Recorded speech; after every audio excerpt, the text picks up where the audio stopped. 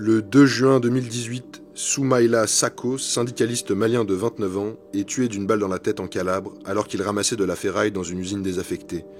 Il était l'une des figures de l'activisme contre l'exploitation des travailleurs agricoles africains dans le sud de l'Italie, un quotidien de misère. On a ces travailleurs qui se retrouvent dans des conditions d'esclavage. Ils reçoivent comme paye horaire 2,5 € ou 3 € l'heure, alors que le contrat prévoit plus du double. C'est-à-dire, ils vivent dans des, on peut les appeler comme ça, dans des maisons construites avec des plastiques ou des bâches. Et Soumaïla Sako était l'un des activistes de notre syndicat. Sa mort a provoqué la colère des travailleurs agricoles africains et de nombreuses manifestations ont eu lieu, car elle s'ajoute à une longue liste d'Africains tués en Italie ces dernières années. Le 3 février 2018, un militant néo-nazi mène un raid sanglant à Macerata. Il vise uniquement des Noirs. Bilan, 6 Africains, dont une femme grièvement blessée. Le 5 mars 2018, Idi Diène, père de famille sénégalais de 55 ans, est abattu à Florence. En décembre 2011, l'un de ses cousins, un autre Sénégalais, avait été exécuté par un néo-nazi à Florence. Le 7 juillet 2016, Emmanuel Chidi Nandi, Nigérian, est tué en pleine rue par un néo-nazi qui avait traité sa femme de singe.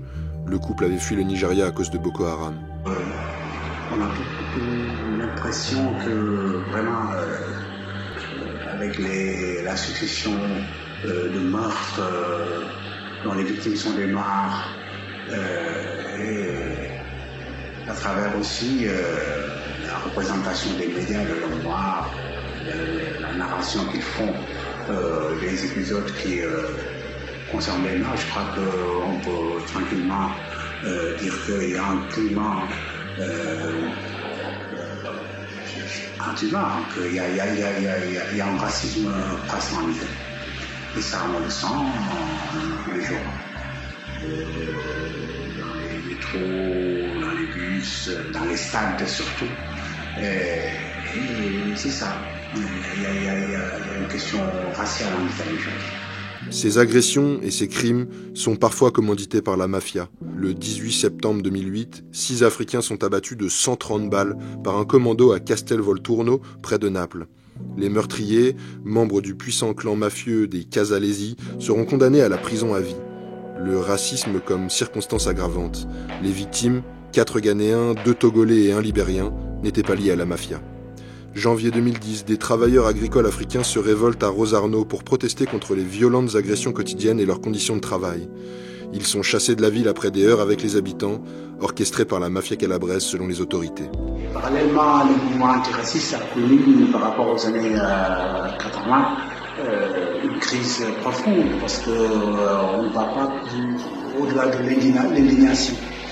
Voilà, quand des actes de ce genre arrivent, voilà, on se mobilise le temps de 24 heures, une semaine, pour faire une manifestation, dire oui contre le racisme, et c'est fini. En Italie, les actes racistes ont été multipliés par 11 en 4 ans. En 2016, la police italienne a recensé 803 crimes de haine, 71 en 2012, dont de nombreux Africains.